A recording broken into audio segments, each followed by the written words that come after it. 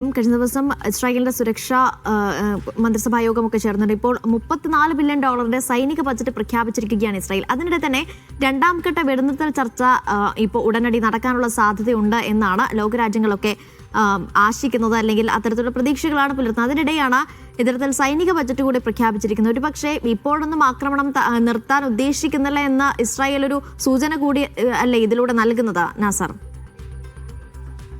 അനിഷ, തീർച്ചയായിട്ടും. കാരണം വളരെ കൃത്യമായിട്ടുള്ള ഒരു ദിശാസൂചകമായി തന്നെ ഈ ഒരു ബജറ്റിനെ നമ്മൾ കാണേണ്ടി വരും. മുമ്പുള്ളതിൽ നിന്ന് വളരെ വ്യത്യസ്തമായിട്ട് കൂടുതൽ വലിയ തുക $34 ബില്യൺ എന്ന ഏറ്റവും വലിയ ഒരു തുക ഈ സൈനിക ബജറ്റിനായിട്ട് ഇസ്രായേൽ നേതൃത്വം നീക്കിവെച്ചിരിക്കുകയാണ്. ഇതിലൂടെ സൈന്യത്തെയും അതോടൊപ്പം തന്നെ ഈ മൊസാദ് ഉൾപ്പെടെയുള്ള ഏജൻസികളെയും തങ്ങളുടെ കീഴിൽ നിലനിർത്തുക, അവരെ കുറെ കൂടി ഭരണ മുന്നണിയുമായിട്ട് അടുപ്പിക്കുക എന്ന കൃത്യമായിട്ടുള്ള ഒരു രാഷ്ട്രീയ സൈനിക താല്പര്യം കൂടി നെതന്യാഹു സർക്കാരിനുണ്ട്. അതുകൊണ്ടാണ് വളരെ തിരക്കിട്ട നീക്കങ്ങൾ ഈ സൈനിക ബജറ്റ് പ്രഖ്യാപിക്കാൻ വേണ്ടി നെതന്യാഹുവും അതോടൊപ്പം തന്നെ സ്മോട്രിക് ഉൾപ്പെടെയുള്ള ബെൻഗവർ ഉൾപ്പെടെയുള്ള തീവ്ര വലതുപക്ഷ മന്ത്രിമാരും കൈക്കൊണ്ടിരിക്കുന്നത്. അതായത് ഏതെങ്കിലും അർത്ഥത്തിൽ ഈ മേഖലയിൽ ഒരു സമാധാനം വരണമെന്ന മധ്യസ്ഥ രാജ്യങ്ങളുടെയും അറബ് മുസ്ലിം രാജ്യങ്ങളുടെയും പൊതുവായിട്ടുള്ള ആ താല്പര്യങ്ങളെ പോലും ഹനിച്ചുകൊണ്ടാണ് കൂടുതൽ വലിയ തുക ഈ ബജറ്റിലേക്ക് നീക്കിവെക്കുന്നതും അതോടൊപ്പം തന്നെ അമേരിക്ക ഉൾപ്പെടെയുള്ള വൻശക്തി രാജ്യങ്ങളിൽ നിന്ന് കൂടുതൽ ആയുധങ്ങൾ വാങ്ങിക്കൂട്ടാനുള്ള തിരക്കിട്ട നീക്കങ്ങൾ നടക്കുന്നു. നേരത്തെയൊക്കെ എതിർപ്പ് പ്രകടിപ്പിച്ചിരുന്ന ജർമ്മനി, ഫ്രാൻസ്, ബ്രിട്ടൻ ഉൾപ്പെടെയുള്ള വൻശക്തി രാജ്യങ്ങളുമായിട്ട് പുതിയ ആയുധ കരാറുകളിൽ ഏർപ്പെടാനുള്ള തിരക്കിട്ട നീക്കങ്ങളിൽ ഇസ്രായേൽ നേതൃത്വം ഏർപ്പെടുന്നു. ഇതിലൊക്കെയും കൃത്യമാണ് ഈ ഗസയിൽ ഒരു നിലയ്ക്കുള്ള ഒരു സമാധാനവും പുലരണമെന്ന് ഇസ്രായേൽ ആഗ്രഹിക്കുന്നില്ല. ഗസയിൽ മാത്രമല്ല, അയൽ രാജ്യങ്ങളായിട്ടുള്ള സിറിയ, ലെബനാൻ ഉൾപ്പെടെയുള്ള പ്രദേശങ്ങളിലേക്ക് കൂടി തങ്ങളുടെ അധിനിവേശം വ്യാപിപ്പിക്കാനുള്ള ഒരു വളരെ ആസൂത്രിതമായിട്ടുള്ള ഒരു പദ്ധതിയുടെ തുടർച്ച എന്ന നിലയ്ക്ക് വേണം, അല്ലെങ്കിൽ അത്തരം ഒരു പദ്ധതിക്ക് അനുകൂലമായിട്ടുള്ള ഒരു സാഹചര്യം ഒരുക്കുന്നതിന് വേണ്ടിയാണ് ഇത്രയും ഭീമമായിട്ടുള്ള ഒരു സൈനിക ബജറ്റ് ഇപ്പോൾ ഇസ്രായേൽ പ്രഖ്യാപിച്ചിരിക്കുന്നത്.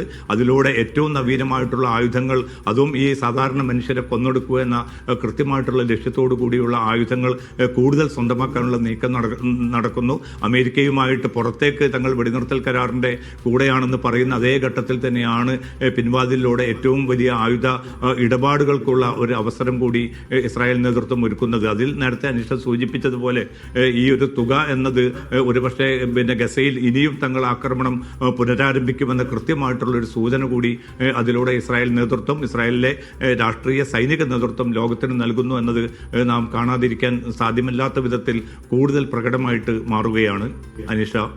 നാസർ, ഒരു വശത്ത് ഇസ്രായേൽ ആക്രമണം അതിരൂക്ഷമായി തന്നെ തുടരുകയാണ്. അതിനിടെ ഇപ്പോൾ UN-ന്റെ പ്രതികരണം വന്നിരിക്കുന്നത് വെടിനിർത്തൽ കരാറിനെ മാനിക്കണമെന്നാണ് അവർ പറയുന്നത്. പക്ഷേ ഇത്തരത്തിൽ പ്രതികരണങ്ങൾ മാത്രമായി പോകുന്നു, അല്ലെങ്കിൽ കാര്യമായ ഒരു ഇടപെടൽ ഉണ്ടാക്കാൻ വേണ്ടി UN-നോ ഒപ്പം തന്നെ ഈ ലോകരാജ്യങ്ങൾക്കോ ഒന്നും സാധിക്കുന്നില്ല. അതെന്തുകൊണ്ടായിരിക്കും നാസർ? അനീഷ, ഇതൊക്കെ നമുക്കറിയാൻ സാധിക്കും. പിന്നിട്ടൊരു മുക്കാൽ നൂറ്റാണ്ട് തന്നെ ആയിട്ട് നടന്നുകൊണ്ടിരിക്കുന്ന അതിനീചമായിട്ടുള്ള, അല്ലെങ്കിൽ ഒരു ജനതയ്ക്ക് നേരെ നടന്നുകൊണ്ടിരിക്കുന്ന വളരെ ആസൂത്രിതമായിട്ടുള്ള ഒരു വംശഹത്യയുടെ തുടർച്ച വളരെ ഈ പിന്നിട്ട 75 കൊല്ലത്തിലധികമായി തന്നെ തുടർന്നുകൊണ്ടിരിക്കുന്നു. അതിന് അനുകൂലമായിട്ടുള്ള ഒരു സാഹചര്യം ഒരുക്കിയത് ഈ ഫലസ്തീൻ മണ്ണ് കയ്യേറാനും ഇവിടെ അനധികൃതമായിട്ട് ഇസ്രായേൽ എന്ന രാഷ്ട്രത്തെ കുടിയിരുത്താനും അങ്ങനെ ആ രാഷ്ട്രത്തിന് എല്ലാ അർത്ഥത്തിലുള്ള സാമ്പത്തികവും നയതന്ത്ര സൈനികമായിട്ടും ആ രാഷ്ട്രത്തിന് വേണ്ട എല്ലാ ഒത്താശകളും ചെയ്തു കൊടുക്കുന്നത് ഈ വൻശക്തി കൊളോണിയൽ രാജ്യങ്ങൾ തന്നെയാണ്. അമേരിക്കയും ബ്രിട്ടനും ഉൾപ്പെടെയുള്ള രാജ്യങ്ങൾ തന്നെയാണ്. അതുകൊണ്ട് വലിയ തോതിലുള്ള ഒരു പൊതുജന രോഷം ഉയർന്ന പശ്ചാത്തലത്തിൽ മാത്രമാണ് ചില വിയോജിപ്പുകൾ ഈ രാഷ്ട്രങ്ങൾ പ്രഖ്യാപിച്ചത്. പക്ഷേ ഇപ്പോൾ പോലും എല്ലാ അർത്ഥത്തിലും ഇസ്രായേലുമായിട്ട് നയതന്ത്ര ദൗത്യം ഈ രാജ്യങ്ങൾ തുടരുന്നുണ്ട്. സൈനിക കരാറുകൾ കൂടുതൽ ശക്തമായിട്ട് അവർ മുന്നോട്ട് കൊണ്ടുപോകുന്നുണ്ട്. അതുകൊണ്ട് ഇസ്രായേലിന്റെ താല്പര്യങ്ങളെ ഹനിക്കുന്ന ഏതെങ്കിലും അർത്ഥത്തിൽ നീക്കങ്ങൾ ഇല്ലാതിരിക്കാൻ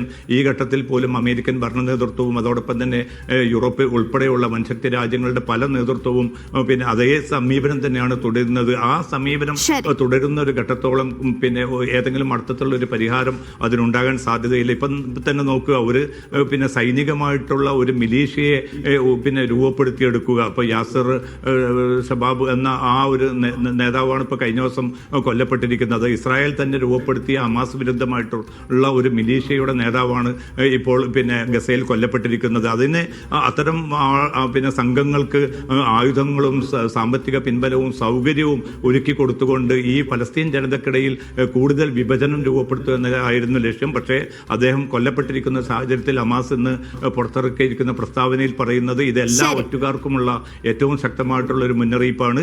ഇനിയും ഇത്തരം നീക്കങ്ങൾ നടത്തുന്നവരുണ്ടെങ്കിൽ അത് ശക്തമായിട്ടുള്ള ഒരു മുന്നറിയിപ്പായിട്ട് അവരിത് പരിഗണിക്കേണ്ടതുണ്ട്. അതോടൊപ്പം തന്നെ ഈ ഒരു പിന്നെ ഗ്യാങ്ങുമായിട്ട് ബന്ധപ്പെട്ട ആരെങ്കിലും ഉണ്ടെങ്കിൽ അവർ ആയുധങ്ങൾ വെച്ച് കീഴടങ്ങിയിട്ടില്ലെങ്കിൽ അവരെയും കാത്തിരിക്കുന്നത് ഈ യാസിർ അബു ഷബാബിന് സംഭവിച്ചിരിക്കുന്ന അതേ ദുര്യോഗമായിരിക്കുമെന്ന മുന്നറിയിപ്പ് കൂടി ഈ ഘട്ടത്തിൽ ഹമാസ് നൽകുന്നുണ്ട്.